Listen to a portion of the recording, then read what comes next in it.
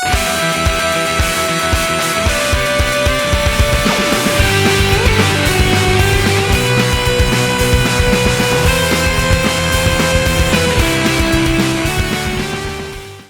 up, guys? Welcome back to the channel.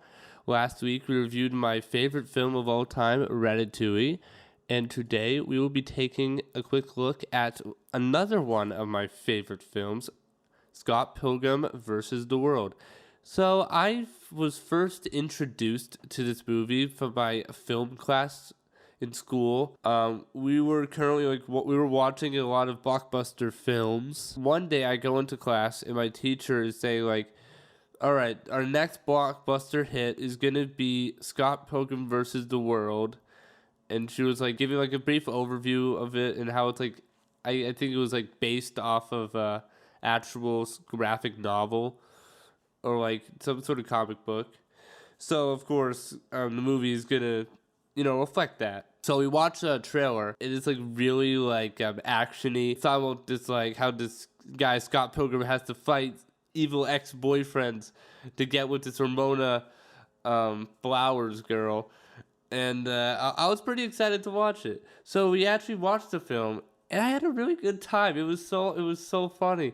Like it starts off with Scott Pilgrim and his band just going around. He's just dating this high school, like this Asian high school cheerleader girl from like this Catholic high school or whatever. Her name is Knives. Yeah, they're going out. Recently, like a year ago, Scott was dating this like rock star girl that apparently like broke his heart and like dumped him.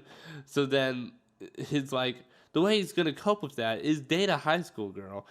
Like I don't get the mentality about that, but you do you, I guess. Yeah, so he's dating this high school girl, and then at some point he finds this other girl, Ramona Flowers. He finds her really cool, basically just develops a crush for her and all that. They start going out. So essentially it's like he's cheating on both of them. He doesn't tell Knives right away, but eventually he does. But the thing is, like Ramona going out, it's going well at first, but then like they go to this concert and one of her evil ex-boyfriends comes in and ruins everything and says that like he's gonna fight Scott Pilgrim to the death. Like in revealed that he used to date Ramona, Matthew Patel, and then like he's like, what? Like you dated this loser? And then she tells him like the story of how they used to date and all that. He has to fight this guy. Scott ends up winning. And then afterward, he's telling like Ramona like what's going on? And she's like, okay, basically, if we're gonna date, you're gonna have to beat my 7 exes. Like my 7 evil exes. It completely blows over his head. He doesn't even hear that. He just says like, so what you're saying is we're dating. She's like, yeah, I guess. Does that mean we can make out? God, did you not hear the part about you having to fight 7 evil exes? Okay, so the next place he goes to this movie studio with his gay roommate, Wallace Wells. Wallace has like a crush on fucking the movie star that's supposed to be shooting there. But the thing is, surprise, surprise, that movie star is in fact another evil ex. So Scott Pilgrim has to fight him as well. And this guy isn't playing around. Matthew Patel is a bit of a loser, if I'm being honest. He did like, yeah, he was a little intimidating, but like he was pretty easy to finish off looking at it. But this guy was pretty tough. He was like coming in at Scott, throwing like punches, and like Scott was pretty defenseless. He basically beats this guy to the ground. But even at one point he tricks Scott. So like Scott like punches this guy who looks exactly like him, and then it's revealed that he's just one of his many stunt doubles. And like all his stunt doubles team up with him. It's like an unfair fight at that point. So you would think like there's no way Scott can beat these guys. So like so the guy goes and gets a coffee, saying like, yeah, you got this guy. And then he comes like, and then Scott Pilgrim's like, hey, you're needed back on set. and then he just drops his coffee, starts running at him, and he punches him through the wall. But the way Scott beats this guy is basically it's kind of interesting. It's kind of cool. Like it makes sense. This guy likes to show off. like, as you can tell. He's like a big old movie star, like an actor. So what he does, he sees this really big, like 20-foot long rail, like a really, really long, like, railing down to down to the bottom. And he's just like, hey, do you know how to skateboard, right? He's like, yeah. Yeah, of course I do. And he's like, can you do a thingy on that? It's called a grind, bro. It's like, yeah, but can you do it? And he's just like, I see what's going on here. You're trying to beat me. You're trying to get me to like, hurt myself. He's just like, well, there's girls watching, and they would think that's pretty cool. And it's just like, now that you say that, so it basically like convinces him that, yeah, there's a bunch of people watching and people are gonna like that. So he goes down the rail and he beats him. Yeah, he dies. Yeah, so that was kind of cool. And like they leave that party. Oh, and then and then later in the movie, like not too much later, but like a little later, he goes to the cafe where one of his quote unquote friends work. And then what he's really surprised to see, he sees his ex-girlfriend.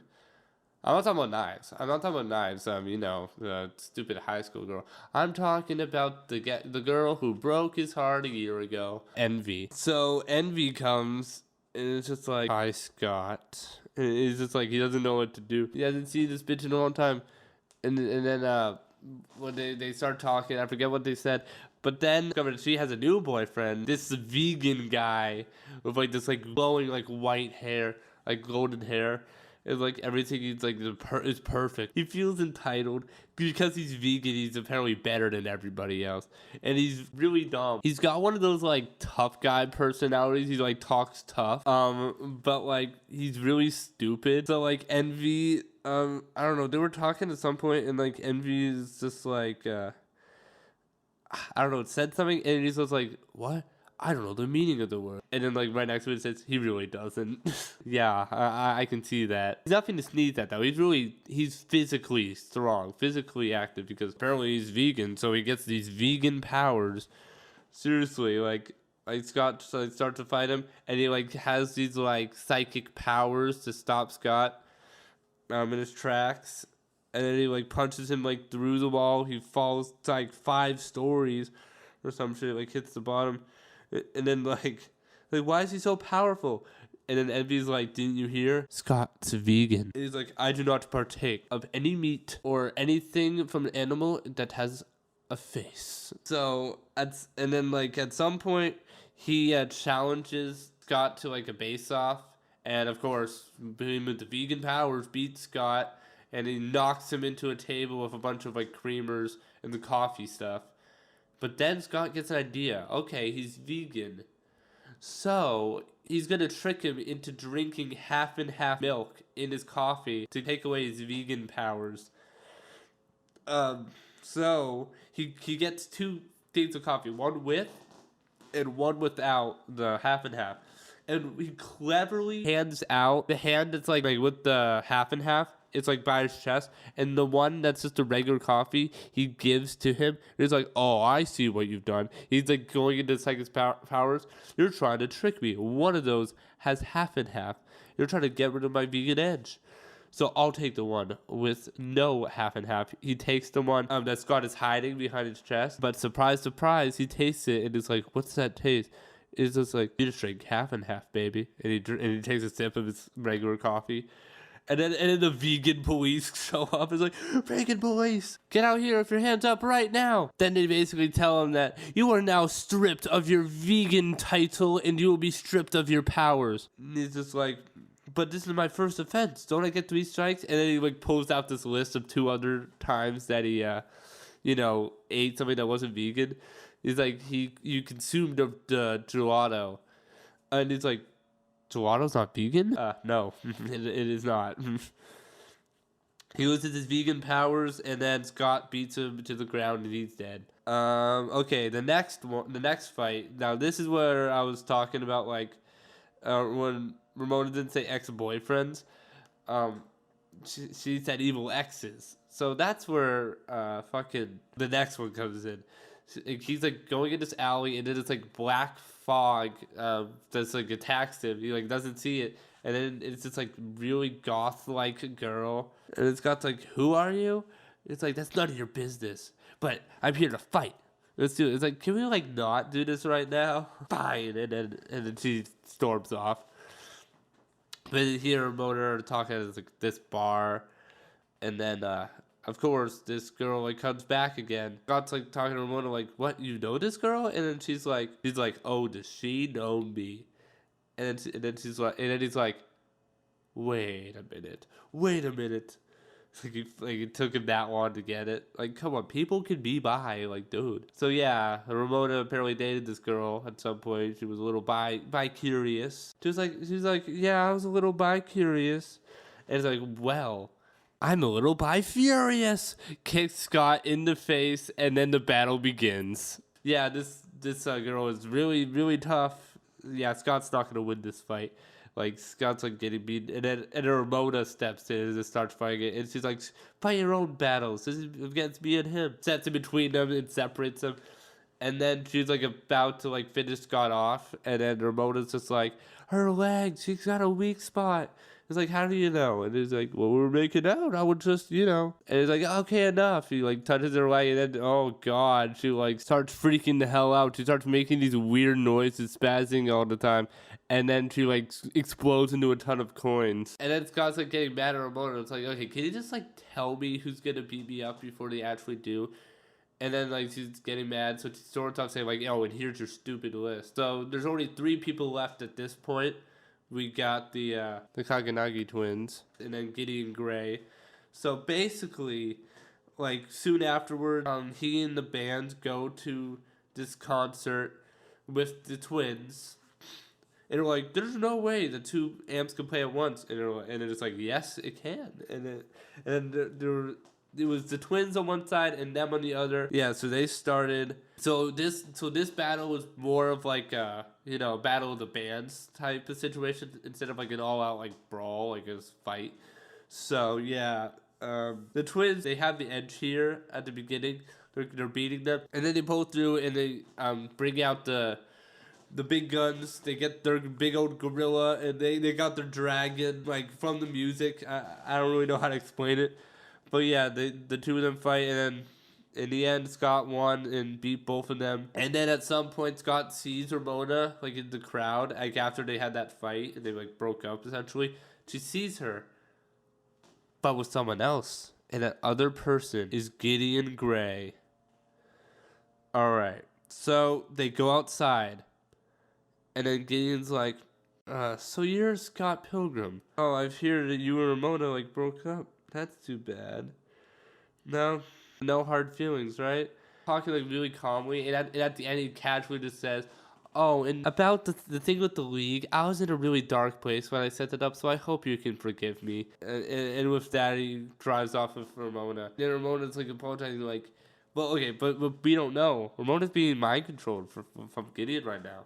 See, that's happening, say. Yeah, so Scott doesn't know. So he thinks that Ramona just, you know, is back with Gideon. So, and then, near the ending of the movie, they go through, he gets a call, right, from Gideon saying, like, "Hey, bud, like, how are you?" And he's like, "Hey, is Ramona with you?" "Oh, I don't know. Are you with me?" And then he starts screaming, but it wasn't because of that. It was because he burnt some coffee on his hand. So yeah, so what Gideon did is he's got everyone else in his band to join him. Well, not like join him, but like to play for him. And Scott refused. He's like, "I'm not playing for you." Gideon's like, "Oh, like you're the inspiration for this whole thing. It would be a shame if you can't go." He's like, "Don't worry, I'll be there." He's like, "I know you will." Yeah, Scott comes over there, and Gideon has his cane. It's like, "Glad I can join the party." And he's like, okay, so this is where the movie gets a little bit weird. So yeah, he goes through. He has like, there's like a bunch of bodyguards on the way to the place. He's just like, "What's the password?" "Whatever." Like the password was just literally whatever. He goes in, and Gideon's like, "Glad he can join us at the party." And then he says like, "I have some beef with you." Like, oh, he's like talking to Gideon, saying like, "You want to fight me for her?" And he's like, "Isn't that obvious?" And he's like, "Why?" And then Scott Pilgrim's like, because I'm in love with her. And then like this sword comes out of his chest. You earned the power of love. And then the sword comes out of his chest. And he runs at Gideon with the sword. Tries to swipe at him, but it doesn't work.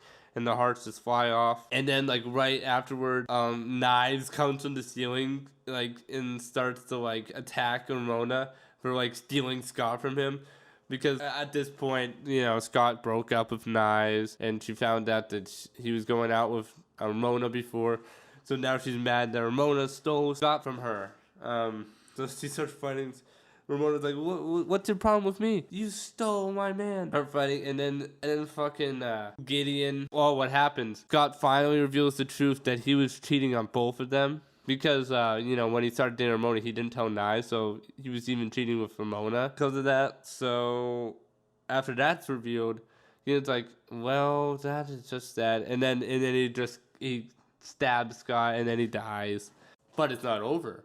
So after the battle with the twins, he gained an extra life, because this is based off a video game or like off a graphic novel, so things aren't real. So he uses that extra life. He goes back, and this time he knows what he got to do. He like storms through, doesn't even give him the password. He just punches him in the face. Goes even before, like he goes to Gideon, he talks to his band, and he talked to everyone saying like, you're a good fit for the band, keep up the good work. And he even like makes amends to like one of his exes who was really upset. They're just like, I'm sorry about everything. I'm sorry about me. And she like gives this faint smile. She didn't smile once in like the entire movie. But it was nice that Scott did that. Then he goes up to Gideon and say, this club sucks. this music, this club sucks. I have beef. Let's do it. And then just like, hang on, do you want to fight me for her? And he's like, no, I want to fight you for me. Scott earned the power of self-respect. And then he gets another sword. And this time he runs up to Gideon, slashes him. It actually does a little damage to him. And he falls on the ground. And then he knows Knives is going to come. So it's like, Knives, don't do it. And then it was too late. She already came down. He's like, stop. It's like, what's wrong? Like, she stole you from me. And he's like, no, that's not true. And then she tells him both straight up, like, Knives, I cheated on you. I cheated on both of you. And then, like, both of them are doing, like, Ramona's happy to finally hear Scott say that. And when he starts talking, so it's like, so, are we good? And it's like, yeah. Oh, and at this point, like, the chip that was attached to Ramona, finally, Gideon no longer controls Ramona, so he's like, never felt better. And then Gideon's like, I thought we had a fight going on here. He and Knives start double teaming him. Two of them team together. They beat Gideon Gray to the ground. They finally finish him off. Final Evil X dead. And Ramona's really happy. They talk. And she's saying, like, yeah, I came to Toronto to get away from my past. Thank you. Like, getting rid of, like, the evil exes.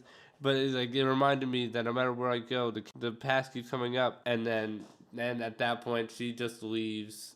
Scott Pilgrim is like, can I join you? And she's like, but you want to come with me? And he's like, yeah.